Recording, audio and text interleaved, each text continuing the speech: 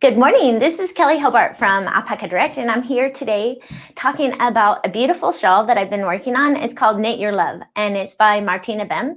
And if you've ever done the Hitchhiker, which a lot of people have, I think more than 28,000 projects listed on Ravelry, it's the same designer. And I'll show you the shawl here. And I knit mine just out of, this is Malabrigo Rios. It is a hand-painted yarn, and it's some leftover yarn that I had in stash. It was not a full skein, but you can hold it. It's can you guys see it? It has little hearts on it, and you can see mine are folded just a little bit. It does that until you block it really well. I blocked mine a little bit, but it still has a little work that it could do. And then if you look over here, instead of doing my finishing, there's like a few rows of finishing rows in her pattern. I changed it over and used every single bit of my yarn. And then I finished it off with a picot edge. And then when I got to this edge over here, I didn't put a picot on there. I actually did a centered double decrease right on the edge down here by the heart, just to make it blend in nicely. And I think it turned out pretty cute.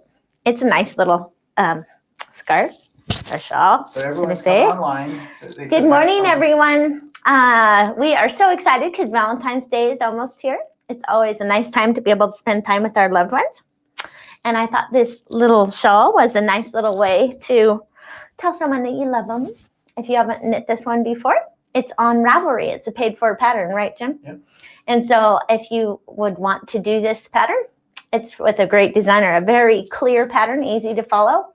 And what I'm going to be talking today about is centered double decreases. And what that is taking 3 stitches and turning them into 1.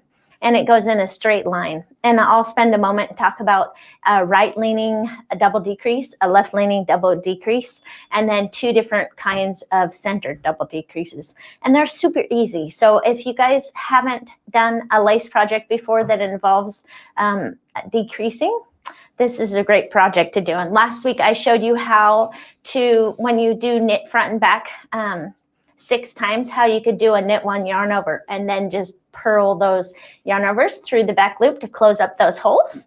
And that made the pattern much easier for me. We have a blog on that too, so it's on our website now. Yes, Meg, thank you for writing that blog. Do you know, everyone out there, I don't know if you know Meg, but she is the one that answers your comments, and she posts our blog, and she does all kinds of stuff for us. She's a very talented knitter herself. So thank you, Meg, for doing that for us and helping everyone understand more clearly what I'm talking about. I know sometimes I talk a little fast and I show the skills a little quickly. I try to slow myself down because it's easier for you guys to understand, and also it's nice to be able to enjoy the moment too. So Debbie Doctor says it's snowing in Buffalo, New York. Oh my goodness. Hi, Debbie. It's nice to hear from you.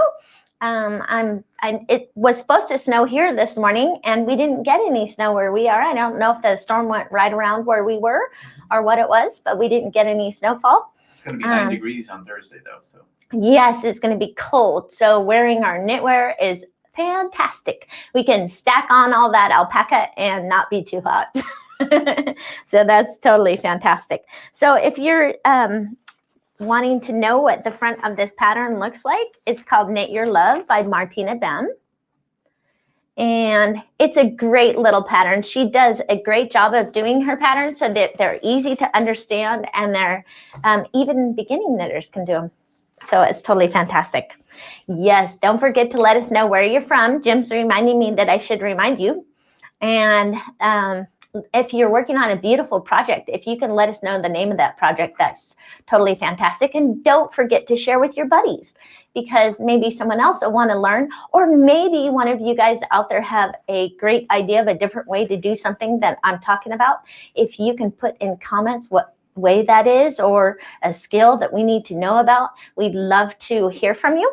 Also, every week we have a drawing, and this last week we had this lovely dos tiaras, and it's a hand painted yarn by Malabrigo, and it's 50% merino, 50% baby alpaca, and it has a nice little twist on this yarn. And let's see what the colorways are that we have here. One is cerise, and it's the red colorway. And then the multi-colorway is called Anniversario.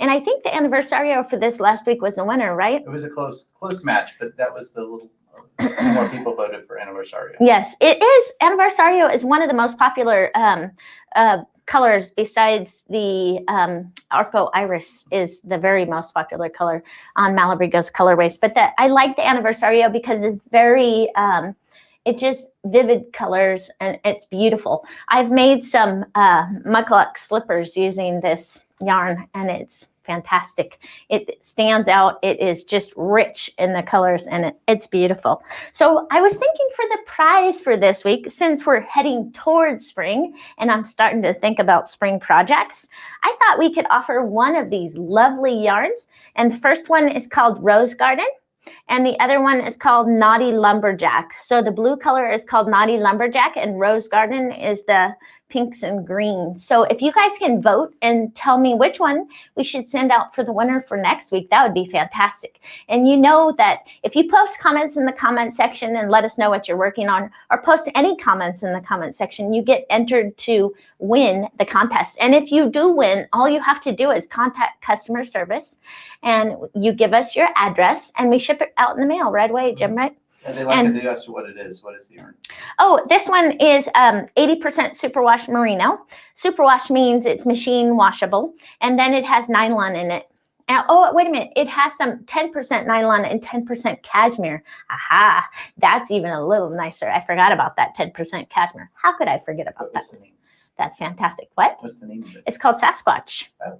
And it's our yarn. It's hand painted. Lovely. I love this yarn. I've used it. I have a lovely sweater that I made out of it. But it's fantastic. I love the colorways. It's from a local dyer, and she does a great job of dyeing. And so if you haven't tried that Sasquatch, it's a treat.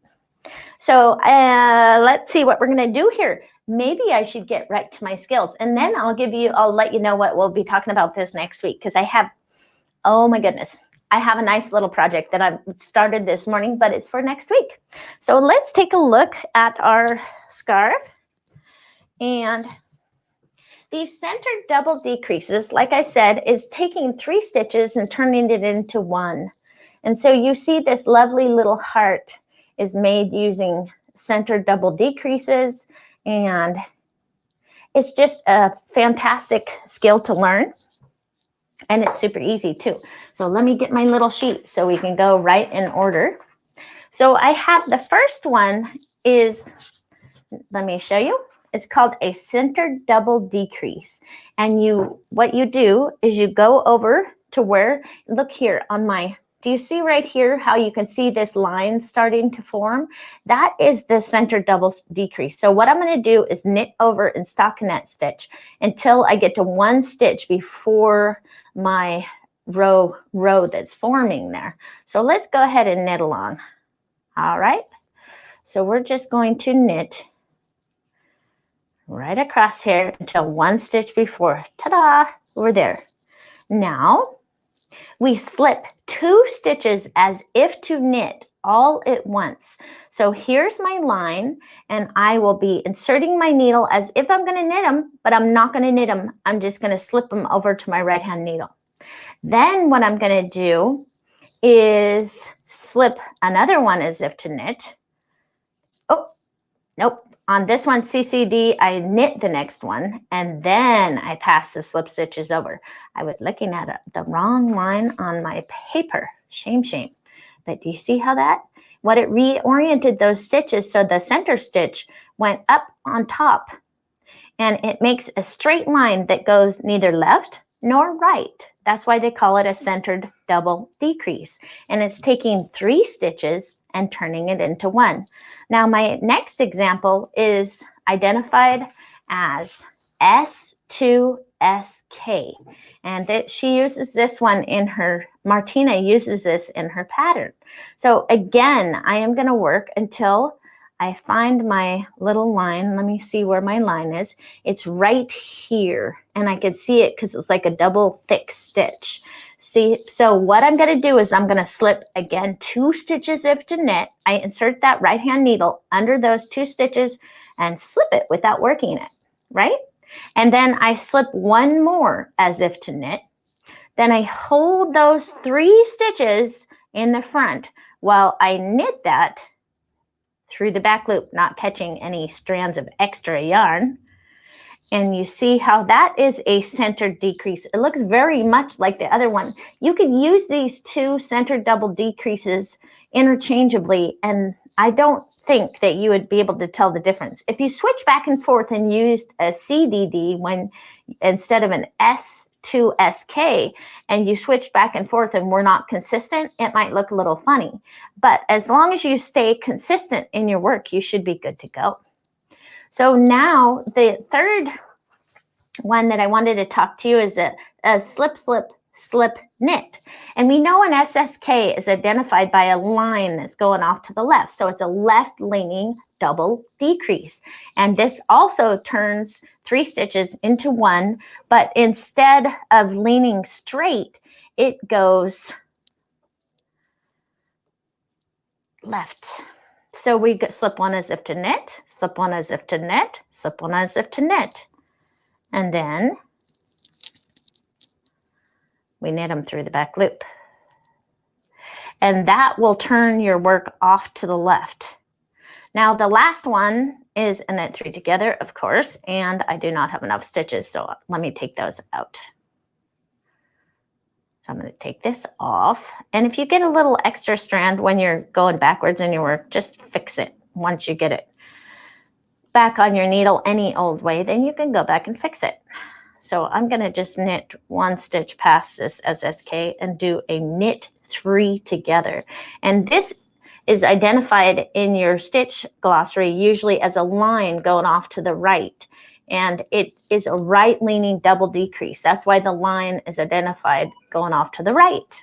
So then you would just go behind the 3 stitches and you knit them together just as if you were knitting 1 stitch, and you get your right leaning. You see how this stitch down here goes to the left and this stitch up here goes to the right. That's the difference between an SSSK, which is a slip as if to knit, slip as if to knit, slip as if to knit, knit those stitches through the back loop. And then the right leaning decrease is a knit 3 to knit 3 together. And so anyway, that's how that looks. But Martina used the S2SK in the pattern, and you can see the difference. There's maybe a little bit of a difference between this centered double decrease and that one. Which one do you like better? This one was the one that Martina used in her heart. And what I like about it is it flows very smoothly and it doesn't stick out too much. But in a lot of applications like a chevron baby blanket where they have the lines, this centered double decrease is used and it protrudes from your fabric more. You can see it's more, it sticks out a little bit more. It's more prominent, shall I say. And so it depends on what you're using it for. Martina did a great job of using the S2SK to great effect for her hearts.